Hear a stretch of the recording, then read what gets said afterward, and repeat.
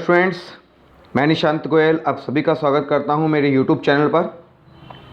आज 7 मार्च से संबंधित हम सारी महत्वपूर्ण खबरें देखेंगे, तो पूरा वीडियो बहुत ध्यान से देखिएगा। स्टार्ट करते हैं। हमारे सामने पहला क्वेश्चन, प्रधानमंत्री नरेंद्र मोदी ने किस देश के प्रधानमंत्री स्टीफन लॉफवेन के साथ वर्चुअल समिट में हिस्सा लिया है? तो वर्चुअल समिट का मतलब है वीडियो कॉन्फ्रेंसिंग के जरिए उन्होंने हिस्सा लिया है। तो उसकी किस देश के हैं? स्वीडन के। पहली चीज आती है, स्वीडन के प्रधानमंत्री हैं स्टीफन लॉफवेन। स्वीडन की कैपिटल है स्टॉकहोम और यहाँ की करेंसी है क्रोना, और इनके साथ इन्होंने द्विपक्षीय वार्तालाप किया है हमारे देश के प्रधानमंत्री नरेंद्र मोदी जी ने। स्वीडन की बात करें तो स्वीडन, एल्फ्रेड नोबेल आप सभी को जानते होंगे, एल्फ्रेड नोबेल जिन्होंने डायनामाइट की खोज की थी। एल्फ्रेड नोबेल का जन्म कहाँ पर हुआ था? स्वीडन देश के अंदर हुआ था। और विश्व का सबसे बड़ा पुरस्कार है नोबेल पुरस्कार। नोबेल पुरस्कार मिलता है फिजिक्स, केमिस्ट्री, मेडिकल, इकोनॉमिक्स और लिटरेचर। ये 5 फील्ड के अंदर प्राइज दिया जाता है हर साल स्वीडन से। और एक बच गया पीस, शांति का नोबेल पुरस्कार दिया जाता है नॉर्वे से। तो प्यारे बच्चों, आपको ये चीज़ भी ध्यान रखनी है, स्वीडन एल्फ्रेड नोबेल का जन्म हुआ था जिन्होंने डायनामाइट की खोज की थी। और विश्व का सबसे बड़ा पुरस्कार है नोबेल पुरस्कार, जो भौतिकी, रसायन, चिकित्सा, अर्थशास्त्र और साहित्य के क्षेत्र में मिलता है।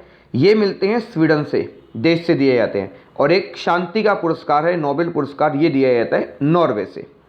नेक्स्ट क्वेश्चन की बात करें, भारतीय सेना ने उत्तरी कश्मीर में अपना कौन सा सामुदायिक रेडियो स्टेशन स्थापित लॉन्च किया है? तो हमारी भारतीय सेना ने उत्तरी कश्मीर के अंदर, नॉर्थ कश्मीर में रेडियो चिनार 90.4 हर दिल की धड़कन एक सामुदायिक रेडियो स्टेशन लॉन्च किया है। और ये कहाँ पर लॉन्च किया भारतीय सेना ने? बारामूला जिले के अंदर, उत्तरी कश्मीर के अंदर बारामूला जिला है, इसी के अंदर इन्होंने अपना ये पहला सामुदायिक रेडियो स्टेशन लॉन्च किया है। इंडियन आर्मी की बात करें तो ये दुनिया की सबसे बड़ी सेना है। और हमारी इंडियन आर्मी की चीफ ऑफ डिफेंस स्टाफ, जिसे कहते हैं CDS, chief of defence staff कौन है? विपिन रावत है।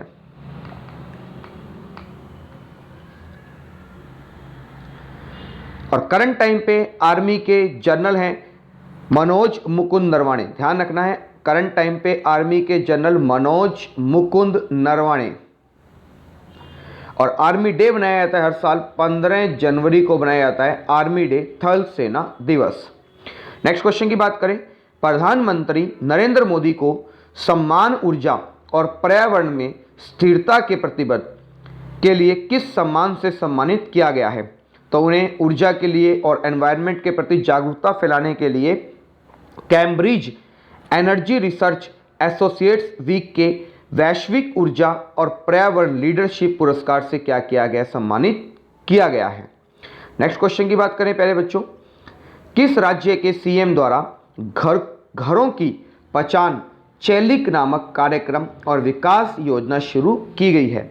तो ये योजना शुरू की है उत्तराखंड राज्य ने। घरों की पहचान चैलिक नाम, इसका मतलब है कि बेटी का नाम ही घर की पहचान है, इसका मोटिव है। और इसके अंदर क्या किया जाएगा? घरों के बाहर अपनी बेटी के नाम की एक नेम प्लेट लगाई जाएगी। बेटी का नाम लिखा जाएगा उस नेम प्लेट के अंदर। जैसे हम घरों के बाहर अपनी नेम प्लेट लगाते हैं, इसमें फादर का नेम या बड़े पेरेंट्स का नेम आता है, तो उसके साथ में बेटी का नाम भी लिखेंगे। तो ये शुरू किया है उत्तराखंड के अंदर, और नैनीताल के अंदर इस योजना को क्या किया गया था? शुरू किया गया है। और इस योजना के लिए 42 करोड़ रुपए क्या किए जा रहे? खर्च किए जाएंगे, 42 करोड़ रुपए।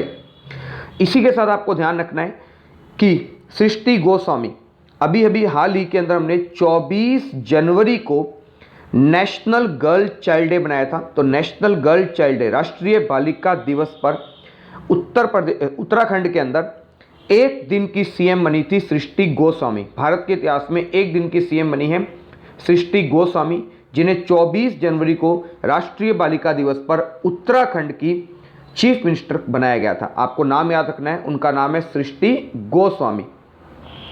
इसी के साथ आपको ध्यान रखना है भारत का पहला नेशनल पार्क कौन सा रहा? जिम कॉर्बेट नेशनल पार्क, जो कि कहां पर है? नैनीताल के अंदर है। उत्तराखंड की कैपिटल है देहरादून और गैरसैंण, दो कैपिटल है यहाँ की। सीएम है वहाँ के त्रिवेंद्र सिंह रावत और वहाँ की गवर्नर है बेबी रानी मौर्य।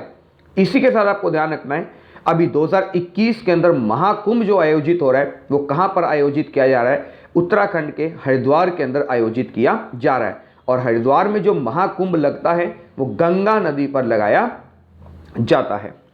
नेक्स्ट क्वेश्चन की बात करें, दक्षिणी अफ्रीका क्रिकेट टीम का नया कप्तान किसे नियुक्त किया गया है? तो अभी साउथ अफ्रीका क्रिकेट टीम का नए कप्तान टेस्ट के लिए बनाया गया है डीन एल्गर को, और वनडे, ओडीआई और टी20 के लिए टैम्बा बामू का नियुक्त किया गया है। बात आई है साउथ अफ्रीका की, तो साउथ अफ्रीका की कैपिटल है केप टाउन और पिटोरिया, और यहाँ की करेंसी है रैंड। और साउथ अफ्रीका के फर्स्ट ब्लैक प्रेसिडेंट कौन थे?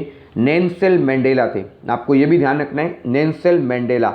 और नेल्सन मंडेला को भारत का सबसे बड़ा सम्मान भारत रत्न भी मिला हुआ है। इन्हें भारत रत्न मिला था 1990 के अंदर, नेल्सन मंडेला को। नाम आपने याद रखना है, नेल्सन मंडेला। और ये साउथ अफ्रीका के फर्स्ट ब्लैक प्रेसिडेंट थे और इन्हें 1990 के अंदर भारत का सबसे बड़ा नागरिक सम्मान भारत रत्न भी मिला हुआ है। नेक्स्ट क्वेश्चन की बात करें, किस केंद्रीय मंत्री ने विश्व पुस्तक मेले का उद्घाटन किया है? तो हमारे शिक्षा मंत्री हैं रमेश पोखरियाल निशंक। इन्होंने क्या किया है? विश्व पुस्तक मेले का उद्घाटन किया है। और ये जो पुस्तक मेला है ये 29वां पुस्तक मेला है। इन्होंने 29वें वर्ल्ड बुक फेयर का क्या किया है? इनॉग्रेशन किया है। कहाँ पर किया है? दिल्ली के अंदर हुआ है, दिल्ली के अंदर आयोजित किया जाएगा, ये उद्घाटन किया है। और इस बार के विश्व पुस्तक मेले की थीम क्या थी? आपके लिए ये इंपॉर्टेंट है। तो थीम थी इसकी नेशनल एजुकेशन पॉलिसी, राष्ट्रीय शिक्षा नीति, राष्ट्रीय शिक्षा नीति। ये इस बार के विश्व पुस्तक मेले की थीम है, राष्ट्रीय शिक्षा नीति 2020। आप सभी को पता है कि 2020 के अंदर हमारे भारत देश के अंदर शिक्षा के क्षेत्र में नया बदलाव किया गया और शिक्षा नीति को चेंज किया गया। पहली बार एजुकेशन पॉलिसी में चेंजमेंट कब किया गया था? 1968 में। दूसरी बार चेंजमेंट कब हुआ था? 1986 में। और इस बार तीसरी बार शिक्षा नीति के अंदर चेंजमेंट किया गया है, 2020 के अंदर इसे चेंज किया गया है।